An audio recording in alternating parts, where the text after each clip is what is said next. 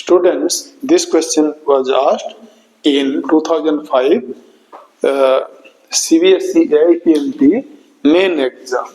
A hypothetical experiment is conducted to determine Young's formula y is equal to cos theta t to the power x L cube tau, where y is Young's modulus, t is time period, tau is torque and L is length. Find the value of x. हमको x का value निकालना है. ठीक है students, तो हम क्या करेंगे, ये जो फिजिकल क्वांटिटीज इनका पहले निकाल लेते हैं हम डायमेंशंस. यंग्स मॉड्यूलस क्या है स्टूडेंट्स, हमको पता है ये है स्ट्रेस अपॉन स्ट्रेन होता है. ठीक है, और स्ट्रेस क्या होता है, ये होता है फोर्स पर यूनिट एरिया होता है, फोर्स पर एरिया होता है. और स्ट्रेन जो होता है आपका, ये होता है change in length upon original length. ये अगर हम एक वन डायमेंशन में देखें तो change in length bye original length होता है स्टूडेंट, जो कि हम ऐसे लिखते हैं F by A by delta L by L.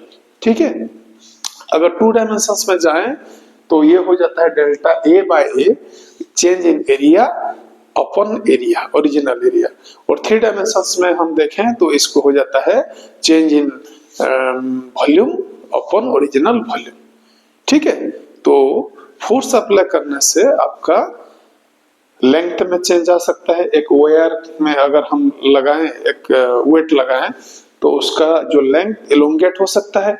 अगर हम एक स्प्रिंग को ऐसा करें, कंप्रेस करें, एक फोर्स अप्लाई करें तो उसका लेंथ छोटा भी हो सकता है. सिमिलरली एरिया, एक बैलून को हम फूके तो वो उसका एरिया भी बड़ा हो सकता है, वॉल्यूम बड़ा हो सकता है.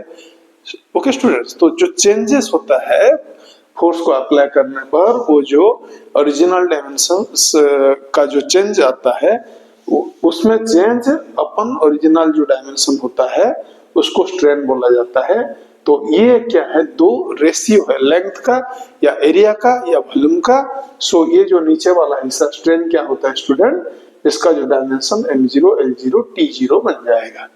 ठीक है, या डायमेंशन लेस बन जाएगा. तो ऊपर का क्या रहा, फोर्स पर एरिया.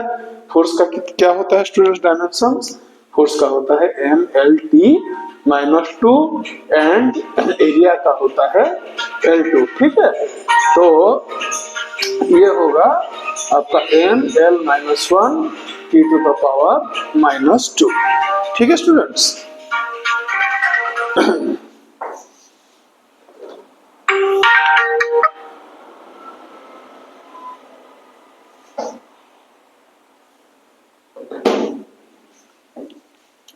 स्टूडेंट्स, टाइम पीरियड का कितना होगा, टाइम पीरियड तो सिंपल t हो जाएगा.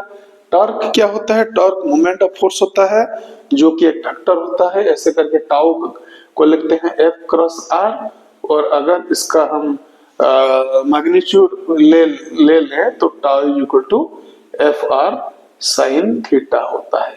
तो ये जो टाउ का टॉर्क का जो डायमेंशंस होगा वो F का डायमेंशन मल्टीप्लाइड बाय R का dimension multiplied by sine theta का डायमेंशन.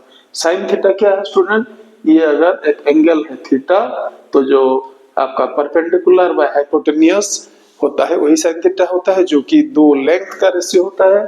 सो ये होता है डायमेंशनलेस. तो फोर्स का कितना है, mlt-2 है, और R का ये तो लेंथ है, L है, तो ये बन जाएगा ml2t-2.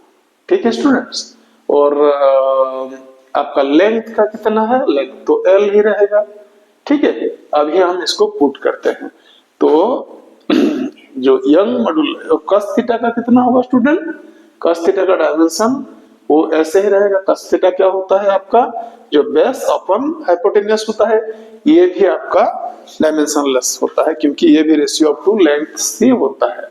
तो t to the power x L cube tau. चलो देखते हैं y क्या होता है आपका. यहां से हम ऐसा भी एक्सप्रेशन बना सकते हैं, t to the power x is equal to y. Okay, ये L क्यूब जाके मल्टीप्लाई हो गया L क्यूब, और ये आपका नीचे क्या हो गया, नीचे आ जाएगा वाई एल क्यू, नीचे आ जाएगा cos थीटा और टाउ।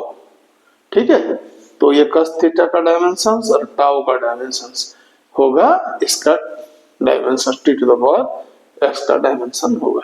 तो ये यंग्स मॉडुलस का हमने कितना निकाला स्टूडेंट? यंग्स मॉडुलस का देखिए आप लोग, यहाँ पे लिखा है हमने ml-1 ml-1 d -2, ठीक है, और ये है l टू द पावर 3। और फिर cos थीटा तो डायमेंशनलेस है स्टूडेंट, और टाउ कितना है? टाउ का हमने निकाला है यहाँ पे, टाउ देखिए ml2t -2, ml2t -2 है।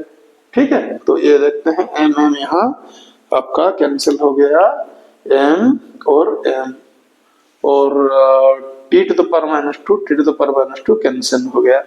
ये है L3 और ये L टू द पावर -1, तो ये क्या है स्टूडेंट? आपका L2 हो गया, जो कि ये L2 कैंसिल हो गया।